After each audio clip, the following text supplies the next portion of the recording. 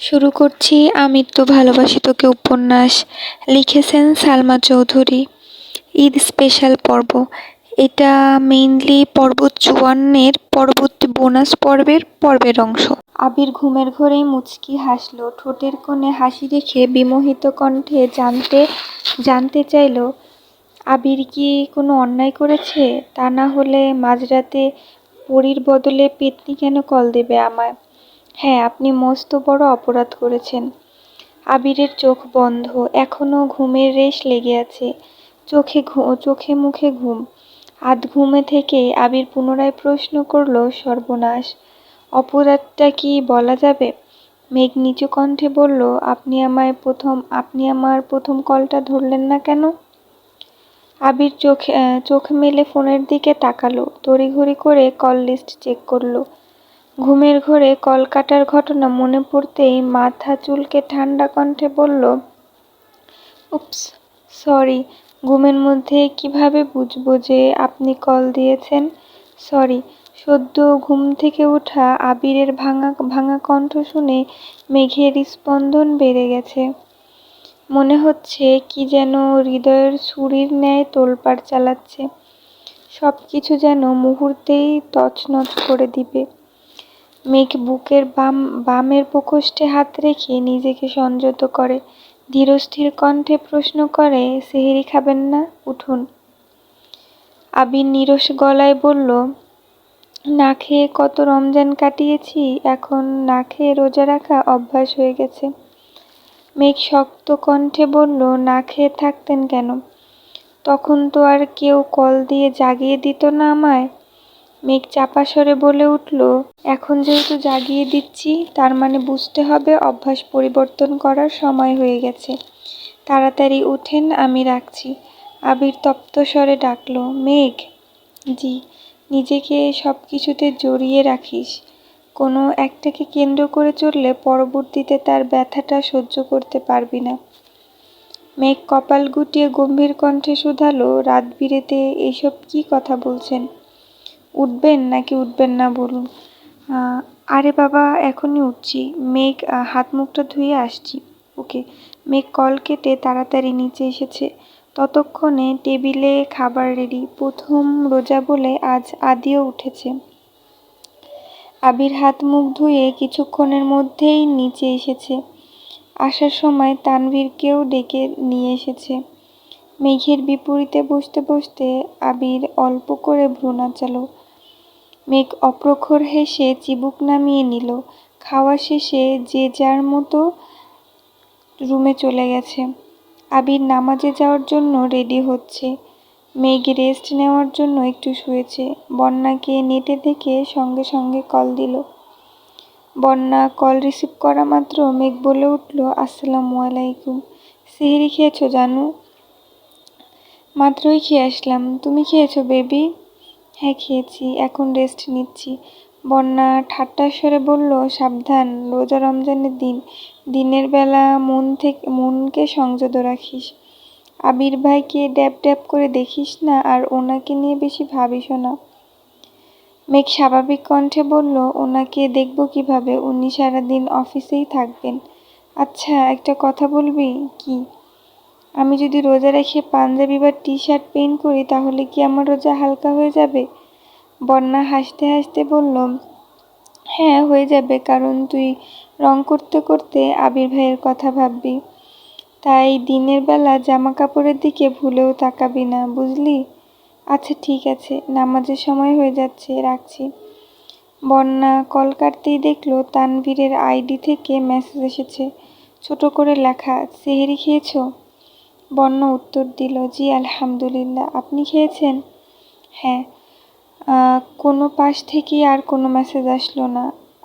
তানভীর ২-৩ বার কিছু লিখেও বারবার মুছে দিয়েছে। কিছু একটা বললে, সেই মেসেজ মেঘকে দেখালে বোনের নজরে তানভীর ছোট হয়ে যাবে। সেসব ভেবেই তানভীর কিছু লিখতে পারছে না। আর ৫ মিনিট পর বনার আইডি থেকে মেসেজ আসলো, গুড নাইট। তানভীর মলিন হেসে লিখল, good night and take care.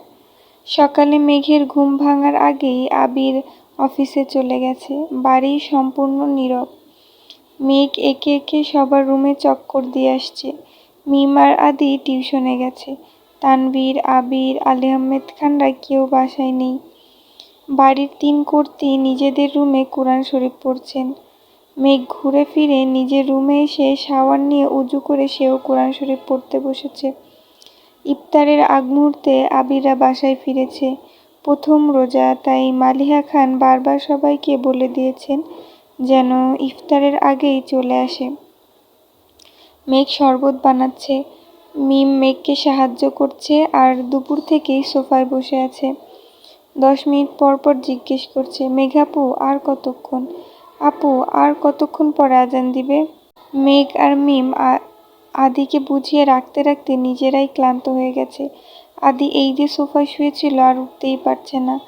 আবির ইফতারের আগে আগে এসে আদিকে কোলে করে চেয়ারে নিয়ে বসিয়েছে। চেয়ারে বসেও আদি হেলে পড়ছে। আদির অবস্থা দেখে মিম মিটমিটি হাসছে। আলী আহমেদ খান ভারী কণ্ঠে বললেন, এভাবে হেসো না, এমন দিন সবাই পার করে এসেছো। সঙ্গে সঙ্গে মিমের হাসি থেমে গেছে। চুপচাপ ইফতার করতে বসে পড়েছে। মেঘ দাঁড়িয়ে দাঁড়িয়ে শরবতে একটু একটু পরপর চিনি দিচ্ছে। প্রথমবারের মতো শরবত বানানোর দায়িত্ব মেঘ নিয়েছে। যদি ঠিকঠাক না হয় তাহলে সবার সামনে নাক কাটা যাবে। এজন্য আরও বেশি ভয় পাচ্ছে। আবারও চিনি দিতে যাবে, তখনই আবির মৃদু এসে বলল, আর কত চিনি দিবি? থাম এবার। তোর চিনি দেওয়া দেখে একদিনেই সবার ডায়াবেটিস হয়ে যাবে। মেঘ কপাল গুটিয়ে তাকালো, কিন্তু কিছু বলল না। তানভীর বলে উঠল, প্রথমবার শরবত বানাচ্ছে, তাই এই অবস্থা। সপ্তাহখানেক বানালে অভ্যাস হয়ে যাবে। আকলিমা খান রান্নাঘর থেকে আসতে আসতে প্রশ্ন করলেন, তানভীর, সবসময় তো তুমিই শরবত বানাও, এবার দায়িত্ব মেঘকে দিয়েছ কেন? তানভীর মুচকি হেসে বলল, সবসময় আমার শরবত খেয়েছ, এবার আমার বোনের হাতে শরবত খাবে, সমস্যা কি? এই রমজান যেমন স্পেশাল তেমন শরবতটাও স্পেশাল হবে। রমজান স্পেশাল কেন? বাহ রে, কত বছর পর ভাইয়ার সাথে রমজান পালন করছি।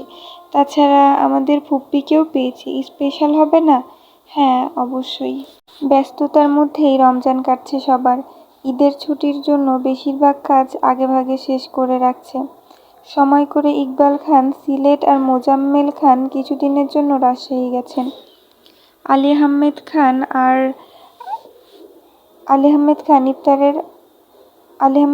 আর আবির মিলেই অফিস সামলাচ্ছে। আলী আহমেদ খান ইফতারের আগে আগেই বাসায় চলে গেলেও আবির প্রতিদিন ফিরতে পারে না। আব্বুর অফিসের কাজ শেষ করে নিজের অফিসে যাওয়ার আগে মাঝে মাঝে রাস্তাতেই মাগরিবের আজান পড়ে যায়। মাঝে মাঝে রাকিবদের সাথে ইফতার করে, কিন্তু প্রতিদিন মাগরিবের নামাজের পরপরই মেঘ কল দেয়। কল দিয়ে প্রথম প্রশ্নটাই থাকে, ইফতার করেছেন? কি কি খেয়েছেন? দ্বিতীয় প্রশ্ন, বাসায় কখন আসবেন? প্রতিদিনই মেঘের একই রুটিন। আবিরের বাসায় ফেরার সময় অনুসারে মেঘ নিজের কাজ শেষ করে। আবির বাসায় ইফতার করে বের হলে ফিরতে ফিরতে প্রায় 1টা-2টা বেজে যায়। আর ইফতার বাহিরে করলে তারাবির নামাজ শেষে বাসায় চলে আসে। মেঘও সেই অনুযায়ী নামাজ শেষ করে পাঞ্জাবি ডিজাইন করতে থাকে। আবির ফিরলে একসঙ্গে খাওয়া দাওয়া করে। রাত ছাড়া এখন আবিরকে দেখা যায় না বললেই চলে। তাই রাতটায় আবিরকে দেখার উত্তম সময়। যেদিন আবির বেশি রাত করে বাসায় ফিরে সেদিন সেহরিতে আবির মেঘকে আগে কল দেয়। অন্য দিনগুলোতে মেঘ আবিরকে কল দিয়ে ঘুম ভাঙিয়ে দেয়। পাশাপাশি রুমে থেকেও সামনাসামনি কারো মুখে কোনো কথা নেই। আজ শুক্রবার, অফিস বন্ধ থাকায় আবির সকাল থেকে জামাকাপড় ধুচ্ছে। মেঘ কোনো কারণে ছাদে গিয়ে দেখে ছাদ ভরে আছে আবিরের শার্ট আর টি-শার্টে। সবগুলোর মধ্যে সাদা শার্টের সংখ্যা বেশি। সবগুলো গুনে শেষ করে মাথায় হাত দিয়ে বিড়বিড় করতে করতে মেঘ নিচে নামছে। আবির আরও কতগুলো শার্ট আর পাঞ্জাবি নিয়ে উপরে উঠছে। মেঘকে বিড়বিড় করে নামতে দেখে প্রশ্ন করল, ভর দুপুরে ছাদে গেছিলি কেন? মেঘ উত্তর না দিয়ে উল্টো প্রশ্ন ছুড়ে দিল, একটা মানুষের 27টা সাদা শার্ট কিভাবে থাকতে পারে? আবির ভ্রু কুঁচকে স্বাভাবিক কণ্ঠে বলল, আরও 5টা এখনো পরিইনি। এত শার্ট দিয়ে কি করবেন? ধুয়ে দিলাম, যেগুলো ছোট হবে সেগুলো দিয়ে দেব। মেঘ চাপা স্বরে আওড়ালো, আমাকে 2টো শার্ট দিন। আবির ভারী কণ্ঠে শুধালো, তোর শার্ট লাগবে? মেঘ বিপুল চোখে চেয়ে তাড়াতাড়ি এপাশ ওপাশ মাথা নাড়ল। মনে মনে বলল, ইস, উনি শুনে ফেলল। মেঘ দ্রুত নিজের রুমে চলে গেছে। আবির নামাজ পড়ে এসে সেই যে ঘুমিয়েছে। এর মধ্যে রাকিব প্রায় 22টা কল দিয়েছে। আবির ঘুম থেকে উঠে এতগুলো কল দেখে ভয়ে ভয়ে কল দিল। রাকিব কল রিসিভ করেই হুংকার দিল, আজকে রোজা রাখছি বলে তোকে বকতে পারছি না। কতগুলো কল দিলাম, কই ছিলি? ফোন সাইলেন্ট করে ঘুমিয়েছিলাম। কেন? একটু ঝামেলা হয়েছে। একটু না, বেশি ঝামেলা। ফোনে বলবি নাকি দেখা করবি? ইফতার করে বের হোস। আবির উষ্ণ স্বরে জানালো, শরীরটা খুব দুর্বল, তুই বাসায় আয়। এখনই চলে আয়, সমস্যা নেই। না না, এখন আসলে সবার সাথে ইফতার করতে হবে। তোর বাপের আমি বিরাট ভয় পাই। উনি আমার দিকে তাকালেই মনে হয় আমি গড়গড় করে সব বলে দেব। কি বলে দিবি? তোর আর মেঘের ব্যাপারে যা জানি সব। এমনিতেই মুখ ফসকে বলে দেব। তার চেয়ে বরং ইফতারের পরে আসি। তোর ইচ্ছা। নামাজ শেষে আবির বাসায় আসার 10 মিনিট পরই রাকিব বাসায় এসেছে। মালিহা খানকে ভালো মন্দ জিজ্ঞেস করে সরাসরি আবিরের রুমে চলে গেছে। আবিরকে বিস্তারিত ঘটনা বলার পর আবির স্বাভাবিক কণ্ঠে বলল, তুই এখন কি চাচ্ছিস? আমি রিয়াকে বিয়ে করতে চাচ্ছি। এখনই বিয়ে করবি? সব জানাজানি হয়ে গেছে। এ অবস্থায় বিয়ের সিদ্ধান্ত না নিলে পরবর্তীতে ঝামেলা আরো বাড়বে। আবির স্বাভাবিক কণ্ঠে বলল, তাহলে তুই আন্টিকে বুঝা। গতকাল রাত থেকে আম্মু আমার সাথে কথা বলে না। প্রথমে ভাবছি ঠিক হয়ে যাবে। আজকে বিকাল নাগাদ যখন কথা বলছে না, তখন বাধ্য হয়ে বাসা থেকে চলে এসেছি। এখন আমি কি করতে পারি সেটা বল। রাকিব মলিন হেসে বলল, তুই আম্মুকে বুঝাবি? আবির হুংকার দিয়ে উঠল, আমি আমার পরিবার মানাতে পারছি না বলেই বিয়ে করতে পারছি না, সেখানে তুই আসছিস আমাকে দিয়ে তোর পরিবার মানাতে? বাহ রাকিব, বাহ। প্লিজ বন্ধু, তুই ছাড়া আমার কি আছে বল। তুই আমার কাছে যে কোনো সমস্যার সমাধান আমি যথাসাধ্য চেষ্টা করব। কিন্তু যেই মারপ্যাঁচে আমি আটকে আছি সেটার সমাধান আমার কাছে চাইস না। রাকিব আকুল কণ্ঠে বলে উঠল, এতদিন আমার বাসার সমস্যা ছিল না, শুধু রিয়ার বাসার সমস্যা ছিল। কিন্তু এখন ওদের বাসার সাথে আম্মু প্যাচ ধরে বসে আছে। জান্নাত আম্মুকে বোঝানোর অনেক চেষ্টা করেছে, কিন্তু আম্মু কথা মানার অবস্থাতেই নেই। আবির রাশভারী কণ্ঠে বলল, দেখ, এর সমাধান আমার কাছে নেই। তুই যেমন আব্বুকে ভয় পাস, আমিও তেমন আন্টিকে ভয় পাই। আমার এখনো মনে আছে, ছোটবেলা গণিত পরীক্ষায় তুই 2 নাম্বার কম পেয়েছিলি বলে রাস্তার মাঝখানে তোকে কি মাইরটাই না দিয়েছিল।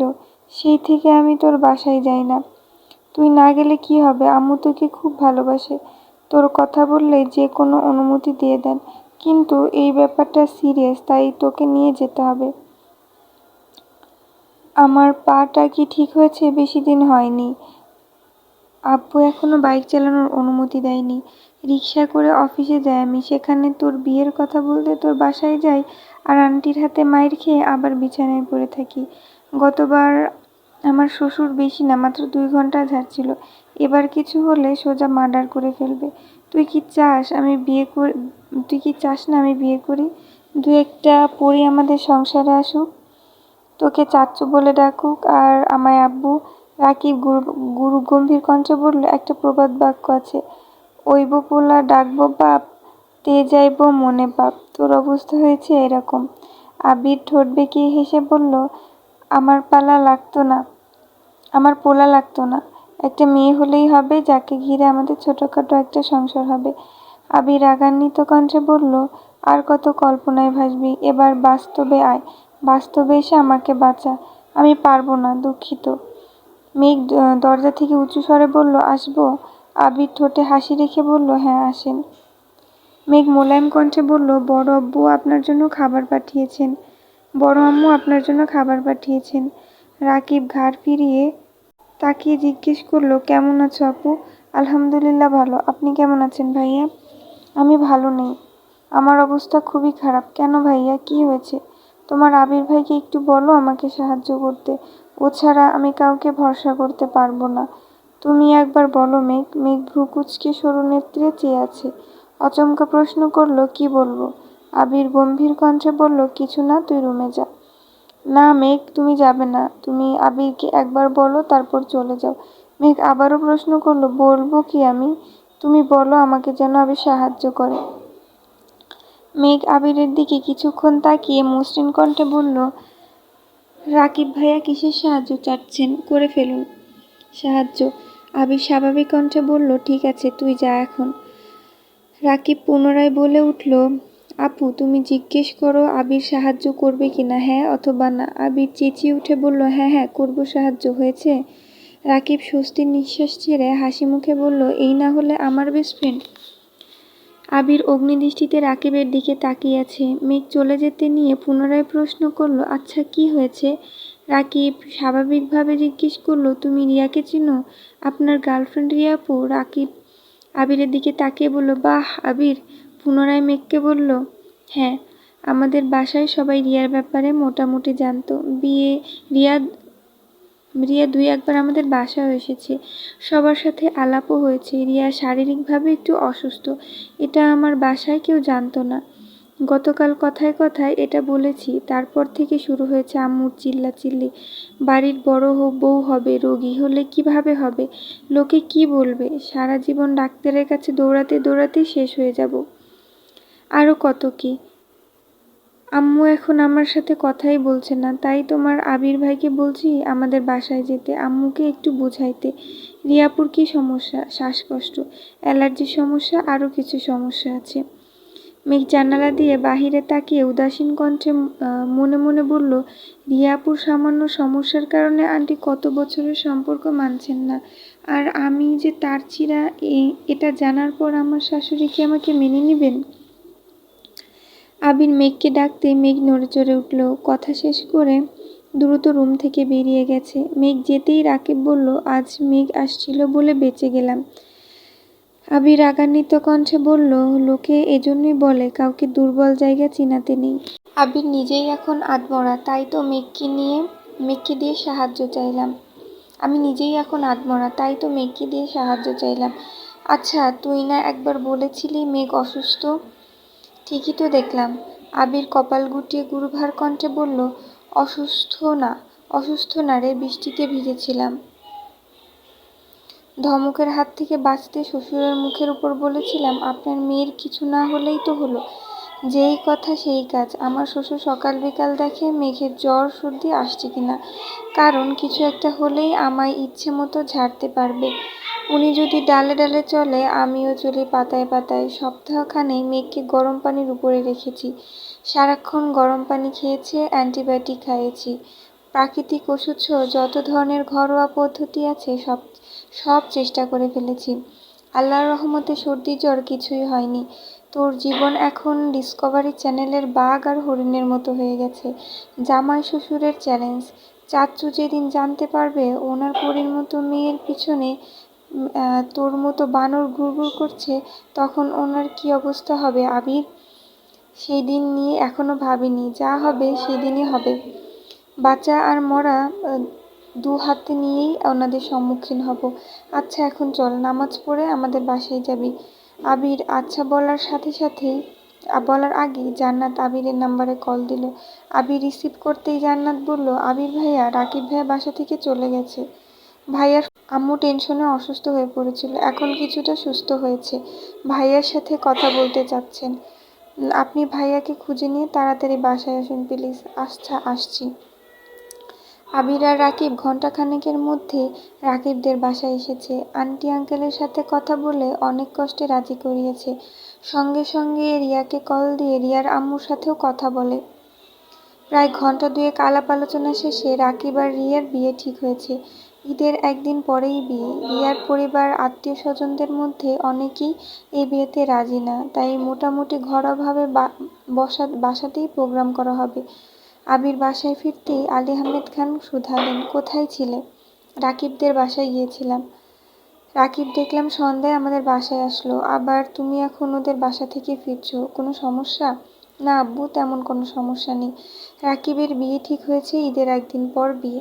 আলী আহমেদ খান রাশভারী কণ্ঠে বললেন, কোথায়? ঈদের পর তোমার বিয়ে হওয়ার কথা ছিল, তা না হয়ে তোমার বন্ধুর বিয়ে করছে। ভালো ভালো। আবির মনে মনে আওড়ালো, যাকে বিয়ে করতে চাই তাকে বিয়ে না দিলে এই ঈদে কেন? একের পর এক ঈদ কেটে গেলেও আবির অন্য কাউকে বিয়ে করবে না। দেখতে দেখতে সময় পেরিয়ে যাচ্ছে। 1 সপ্তাহ পরে ঈদুল ফিতর। খান বাড়িতে শপিংয়ের মেলা বসেছে।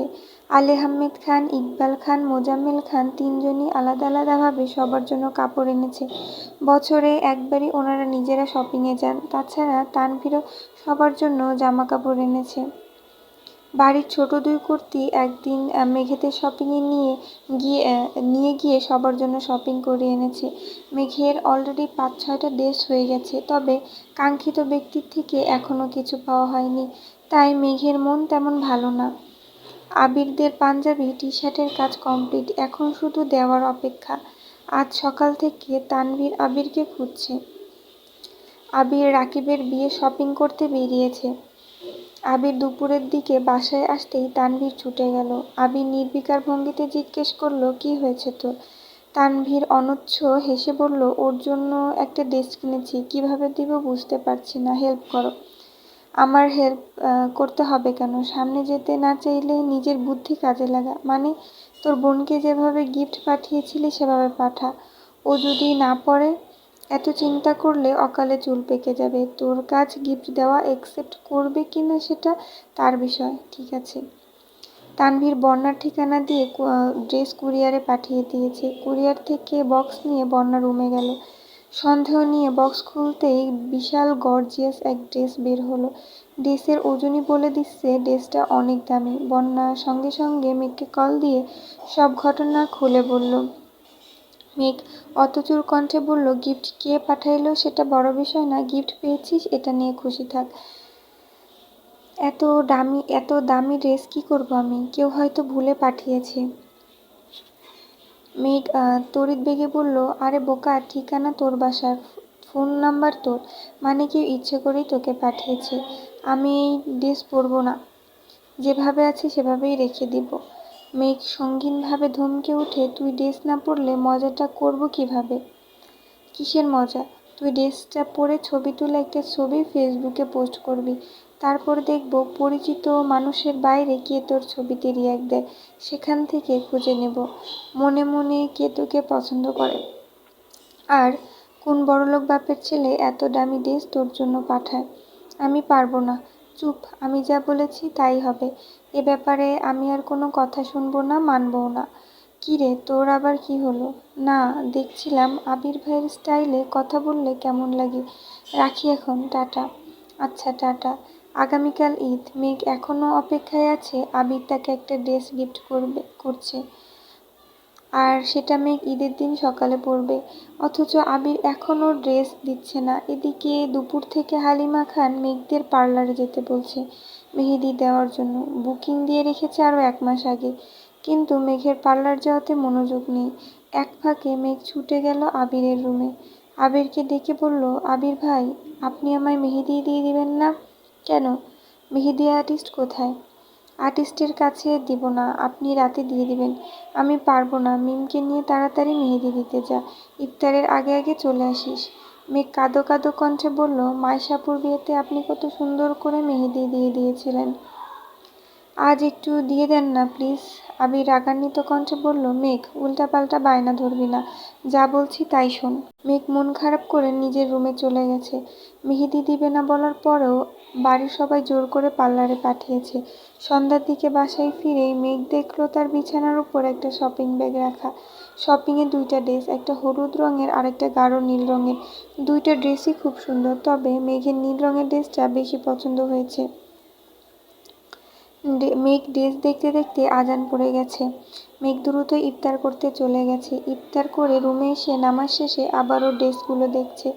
আবির এশার নামাজ পড়তে বের হতেই মেঘ আবিরের জন্য ডিজাইন করা 2টো পাঞ্জাবি আর টি-শার্টগুলো আবিরের রুমে রেখে এসেছে। তানভীরের রুমেও একটা পাঞ্জাবি আর একটা টি শার্ট রেখে এসেছে। আবির কিছুক্ষণ পর রুমে এসে দেখলো পাঞ্জাবির উপর ছোট একটা চিরকুট। হাতে নিতেই দেখলো এতে লেখা, আপনার স্প্যারোয়ের দেওয়া প্রথম পাঞ্জাবি। ভালো লাগলে চোখ খুলে পড়বেন, ভালো না লাগলে চোখ বন্ধ করে পড়বেন, তবুও পড়তেই হবে। সাথে আরেকটা চিরকুটে লেখা, আপনি আমার কোমল মনে আঘাত দিয়েছেন, তাই আমি রাগ করেছি, খুব রাগ করেছি। সামান্য একটু মেহেদি দিয়ে দিলে আপনার খুব বেশি ক্ষতি হয়ে যেত। আপনি আমার মনের ছোট ছোট অভিযোগে সৃষ্টি বিশালাকার পর্বত।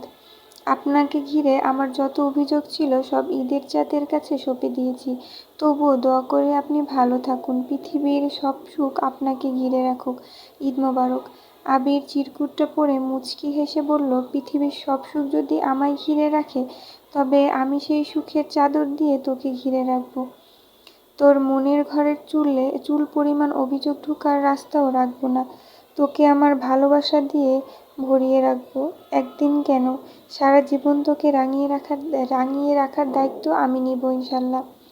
মেঘ আজ তাড়াতাড়ি শুয়ে পড়েছে, অ্যালার্ম দিয়ে ঘুমিয়েছে। ঘুম ভাঙতেই তড়িঘড়ি করে উঠে শাওয়ার নিতে চলে গেছে। ফজরের নামাজ পড়ে ঘণ্টাখানেক কোরআন শরীফ পড়েছে। তারপর ব্যালকনিতে দাঁড়িয়ে আকাশের পানে তাকিয়ে আছে। কয়েক মুহূর্তের মধ্যেই মেঘের দু চোখ বেয়ে টুপটুপ করে পানি পড়তে শুরু করেছে। দাদা দাদু সহ যত আত্মীয় মারা গেছেন তাদের কথা ভেবেই মেঘ কাঁদছে। নামাজ পড়েও তাদের দোয়া করছে। ঘণ্টাখানেক নিশ্চুপ দাঁড়িয়ে থেকে মেঘ ওয়াশরুম থেকে হাত মুখ ধুয়ে রেডি হতে শুরু করলো। বিছানা ছড়ানো 8টা ড্রেস, সবগুলোই সুন্দর, কিন্তু মেঘের নজর এক আবিরের ড্রেসেই আটকে গেছে। খুব ভেবেচিন্তে আবিরের দেওয়া নীল রঙের ড্রেসটা পরেছে, সাথে নীল রঙের বড় বড় কানের দুল, হাতে নীল চুড়ি। শুরুতেই চুল শুকিয়ে স্ট্রেট করে নিয়েছিল, সেই চুলের মাঝখানে সিঁথি করে দুপাশে দুটো কাকটা ব্যান্ড দিয়ে ডিজাইন করে চুল বেঁধেছে। পেছন থেকে সব চুল ছাড়া, তবে স্ট্রেট করার জন্য খুব সুন্দর লাগছে। মুখে হালকা মেকআপ করে ঠোঁটে গোলাপি রঙের লিপস্টিক লাগিয়েছে। সাজা শেষে রুম থেকে বেরিয়ে এদিক সেদিক উঁকি দিচ্ছে, কোথাও কেউ নেই। আবিরের রুমেও দেখে এসেছে, আবির নেই। হঠাৎ বড় আব্বুকে নামাজ থেকে ফিরতে দেখে মেঘ দৌড়ে নিজের রুমে চলে গেছে আর আবিরের উপরে আসার অপেক্ষা করছে। কিছুক্ষণ পর আবির উপরে আসা মাত্রই মেঘ রুম থেকে বেরিয়ে সোজা আবিরের সামনে গিয়ে বসে পড়েছে। মেঘের এমন কাণ্ডে আবির কিছুটা ভড়কে গেছে, সঙ্গে সঙ্গে দুপা পিছিয়ে দাঁড়ালো। মেঘ উপরের দিকে তাকিয়ে দু হাতে আবিরের দুপা স্পর্শ করলো। ততক্ষণে আবির নিচু হয়ে মেঘের দুকাত আলতোভাবে হাত রেখে বলল, সালাম করতে হবে না, উঠেন। মেঘ সালাম করে ঠোঁটে প্রশান্তির হাসি নিয়ে উঠে দাঁড়ালো। আবিরের পরনে মেঘের দেওয়া সাদা পাঞ্জাবি, তা দেখে মেঘের ওষ্ঠযুগল আরও বেশি প্রশস্ত হলো। মেঘের কল্পনায় আবির ভাইকে যতটা সুন্দর লেগেছিল, বাস্তবে তার থেকে বহুগুণ বেশি সুন্দর লাগছে। আবিরও নির্বাক হয়ে মেঘকে দেখছে। নীল রং আবিরের খুব প্রিয়, তবে সচরাচর নীল রঙের কিছু আবির কিনে না, কারণ প্রিয় মানুষকে প্রিয় রঙের ড্রেসে দেখলে মুগ্ধতায় চোখ সরাতে পারবে না ভেবেই এই রংটাকে এড়িয়ে যায়। তবে দোকানের নীল রঙের জামাটা দেখে এত পছন্দ হয়েছিল যে না কিনে থাকতেই পারেনি। অকস্মাৎ আবির ভ্রু নাচিয়ে প্রশ্ন করলো, সালামি লাগবে? মেঘ মুচকি হেসে বলল, আগে দোয়া করবেন, তারপর সালামি দিবেন। আবির মেঘের মাথায় হাত রেখে সুমধুর কণ্ঠে বলল, দোয়া করি জীবনে অনেক বড় হ, সব সময় হাসি খুশি থাক। মেঘ নাক সিটকিয়ে বলল, এসব দোয়া তো সবাই করে, আপনি বরং ইউনিক দোয়া করুন। দোয়াও আবার ইউনিক হয়? হ্যাঁ হয়। আবির মাথা থেকে হাত নামিয়ে দু হাতে মেঘের দুগালে আলতোভাবে হাত রাখলো, জিভ দিয়ে ঠোঁট ভিজিয়ে স্নিগ্ধ শীতল কণ্ঠে বলল, আমি দোয়া করি তোর মনের সব ইচ্ছা পূরণ হোক, ছোট থেকে বড়, ইনফ্যাক্ট যেগুলো তুই মনে মনে ভাবিস কিংবা ঘুমের ঘোরে স্বপ্নে বা কল্পনায় দেখিস, সেই সব ইচ্ছে পূরণ হোক। তুই যা চাস, যাকে চাস, ঠিক যেভাবে চাস সেভাবেই যেন পেয়ে যাস। তোর আকাশ জুড়ে ভালোবাসার বৃষ্টি হোক, যেই বৃষ্টি তোর মনে জমে থাকা অভিযোগ অভিমানগুলোকে ধুয়ে মুছে বিলীন করে দিবে। সেই সঙ্গে আগামী দিনগুলোতেও তোর মন ভালো রাখবে। প্রয়োজনে বৃষ্টির ফোঁটার সাথে সাথে দুটো হাঁসের বাচ্চাও আসুক, যেগুলো তোকে সারাদিন হাসাবে। মহিলা হাঁসটার নাম হবে মেঘ, পুরুষ হাঁসের নামটা যা খুশি রেখে দিস। তারপর তাদের একটা সংসার হবে, পরে ডিম হবে, বাচ্চা দিবে। আরও বলবো? মেঘ ঠোঁট উল্টিয়ে বলল, এটা আপনার ইউনিক দোয়া? দোয়া? তো কি দোয়া চাস বল। থাক, দোয়া করতে হবে না, সালামি দেন। কত লাগবে, 2 টাকা নাকি 5 টাকা? আপনি যত ইচ্ছে দেন। সালামি চাইতে নেই। আবির পকেট থেকে একটা নতুন 500 টাকার বান্ডেল বের করে দিল। মেঘ অবাক চোখে তাকিয়ে প্রশ্ন করল, এত টাকা নিয়ে কি করব? তোর বোধশক্তি হবার পর প্রথমবার সালামি দিচ্ছি, কম দিব কেন? মেঘ আবিরের দিকে তাকিয়ে তপ্ত স্বরে বলল, ধন্যবাদ। সালামি দিলে আবার ধন্যবাদও দেস? সালামির জন্য ধন্যবাদ দিইনি, পাঞ্জাবির জন্য দিয়েছি। ও আচ্ছা, তাহলে আপনাকেও ধন্যবাদ জামাটা পরার জন্য। মেঘ রুমে যেতে যেতে হঠাৎ করে বলে উঠল, আমি কিন্তু পুরুষ হাঁসের নাম ফিক্সড করে ফেলেছি। আবির মুচকি হেসে বলল, আমি জানি। আবির নিজের রুমে চলে যাচ্ছে। মেঘ নিজের রুমে এসে টাকাগুলো ড্রয়ারে রেখে ড্রেসিং টেবিলের সামনে দাঁড়িয়ে ভাবছে। পুরুষ হাঁসটা আবির আর মহিলা হাঁসটা মেঘ। একদিন তাদের বিয়ে হবে, তাদের সাজানো ছোট্ট একটা সংসার হবে। তারপর তাদের ঘর আলো করে একটা রাজকন্যা না হয় রাজপুত্র আসবে। উফ, বলেই মেঘ লজ্জায় 2 হাতে নিজের মুখ ঢেকে ফেলেছে। ব্লাশ দেওয়ার গাল দুটো যতটা লাল হয়েছিল, এসব কথা ভেবে 2 গাল 3 গুণ বেশি লাল হয়ে গেছে। কিছুক্ষণ পরেই মেঘ স্বাভাবিক হয়ে নিচে নামলো। মেঘের ড্রেস দেখে কাকিয়া বলল, এই ড্রেসটা অনেক সুন্দর, তোকে খুব ভালো লাগছে। কিন্তু তুই যেটা পছন্দ করে কিনলি সেটা পরিসনি কেন? মেঘ হাসি মুখে বলল, ঈদ 7 দিন থাকে, সবার দেওয়া ড্রেসই পরবো। তানভীর নামাজের সময় তাড়াহুড়ো করে গেছিল বলে মেঘের দেওয়া পাঞ্জাবিটা পরে যেতে পারেনি। বাসায় এসে তাড়াতাড়ি করে মেঘের দেওয়া পাঞ্জাবি পরে নিচে এসেছে।